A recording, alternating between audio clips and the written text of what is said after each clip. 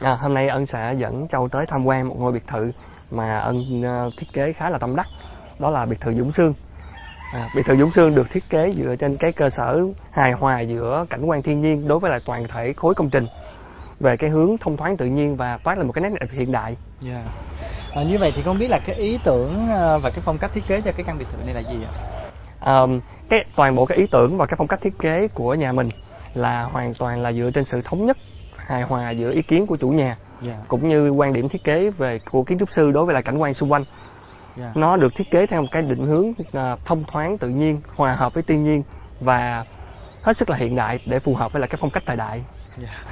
Ngọc cho thấy rằng là cái diện tích của ngôi nhà này cũng khá là rộng. Như vậy không biết là diện tích là khoảng bao nhiêu ạ? Diện tích của nó nói chính xác thì hơi khó, nhưng mà nó dao động ở khoảng 5.000 m². Gần 5.000 m², như vậy là cũng diện tích khá là rộng. Dạ vâng. Như vậy thì chắc chắn là cái ngôi nhà này cũng sẽ được thiết kế trong một cái thời gian cũng khá là dài nè, rồi cũng phải có một cái sự đầu tư là khá là tốn kém đây. Bởi vì Ngọc cho thấy có cả một cái vườn chim sinh thái, rồi cây cối, và đó là rất là giống một cái resort. Đúng theo cái ý tưởng mà chủ nhà mong muốn, đúng không ạ? Vâng ạ. Bởi vì chủ nhà là có cái mục đích là khi về hưu họ sẽ nghỉ dưỡng và sẽ cũng như tận hưởng cái cuộc sống thanh bình, cho nên là muốn cái nhà hoàn toàn nó phải mang một cái nét nhẹ nhàng và nó không được thiết kế theo cái hướng quá cổ, bởi vì nó sẽ dễ bị lỗi thời theo thời gian, cho nên nó được thiết kế theo kiểu đơn giản hiện đại và hòa hợp với thiên nhiên để tạo ra một cái cảnh quan như một cái resort mini vậy. Ngọc Châu xin kính chào tất cả quý vị và các bạn đang theo dõi chương trình Không gian hoàn hảo. Thưa tất cả quý vị, bên cạnh Ngọc Châu đây đó là kiến trúc sư Phạm Ngọc Thiên Ân, là một gương mặt cũng đã khá quen thuộc với chúng ta. Bởi vì trước đây thì anh đã từng giới thiệu đến tất cả quý vị khán giả một không gian sống, đó là một ngôi nhà phố tại đường Bàn Cờ, quận 3, thành phố Hồ Chí Minh. Và ngày hôm nay thì chúng tôi đang có mặt tại một căn biệt thự Dũng Sương tại Lái Thiêu, tỉnh Bình Dương. Và như quý vị cũng đã thấy rằng là cảnh quan thiên nhiên ở đây thì thực sự là rất thoải mái và tạo cho chúng ta một cái cảm giác thực sự là thư giãn. Và cũng đúng như là những gì mà kiến trúc sư Phạm Ngọc Thiên Ân đã giới thiệu ở phần đầu, đó là với mong muốn của gia chủ, đó là họ đã rất mệt mỏi với lại cuộc sống thường nhật, với cuộc sống đô thị rồi, thì giờ đây họ muốn có riêng một cái không gian sống để có thể cả gia đình có thể thư giãn. Và đây chính là không gian mà kiến trúc sư Phạm Ngọc Thiên Ân đã thiết kế cho họ. Và giờ đây thì Ngọc Châu xin được mời tất cả quý vị và các bạn, chúng ta sẽ cùng tham quan không gian sống này quý vị nhé.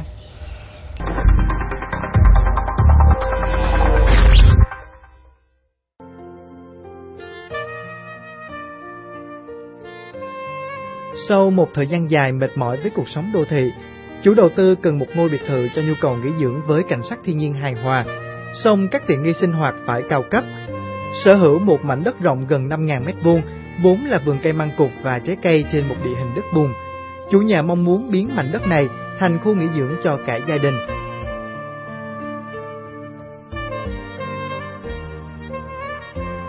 Và khi nhận công trình này, kiến trúc sư Phạm Ngọc Thiên Ân đã biến căn biệt thự của vợ chồng gia chủ thành một resort mini.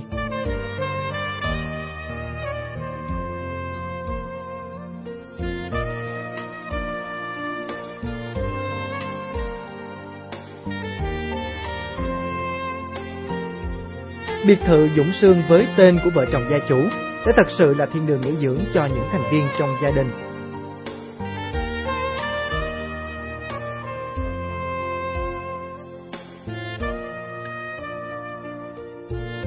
Nhằm tạo nên hình khối ấn tượng và công năng tiện dụng cho ngôi nhà, kiến trúc sư đã đề nghị giải pháp thiết kế kiến trúc hết sức hữu cơ, đó chính là tận dụng tối đa cảnh quan thiên nhiên để biến ngôi nhà thành một resort mini.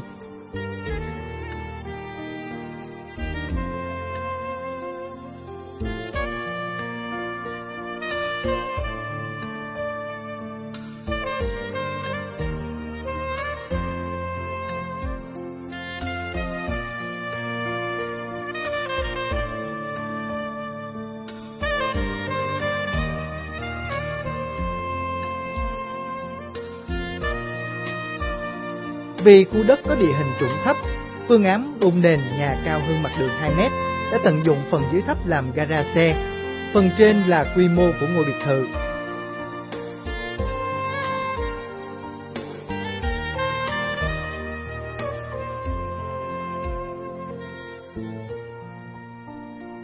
Nhờ đó căn biệt thự tuy chỉ một tầng, nhưng khi nhìn từ lối vào lại có được cái thế như nằm trên đồi, gợi cho chúng ta như đang lạc vào khung cảnh của Đà Lạt.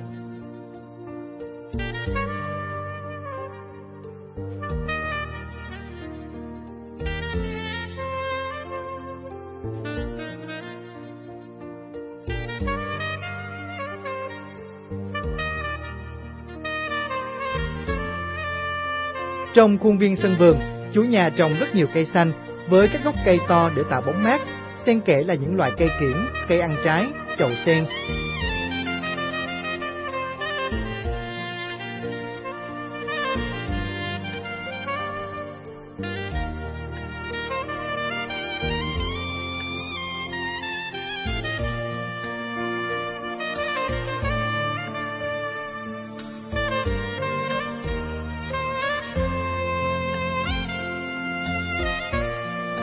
Và đặc biệt là gia chủ còn dành một diện tích khá rộng để xây dựng một chuồng chim sinh thái.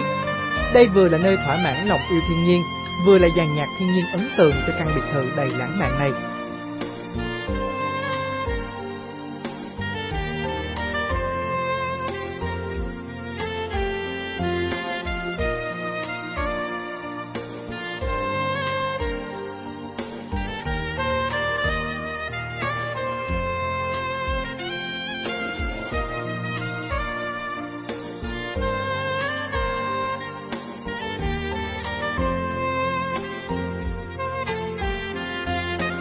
Anh có thể nói rõ hơn một chút về những cái giải pháp kiến trúc mà anh đã thiết kế cho căn biệt thự này?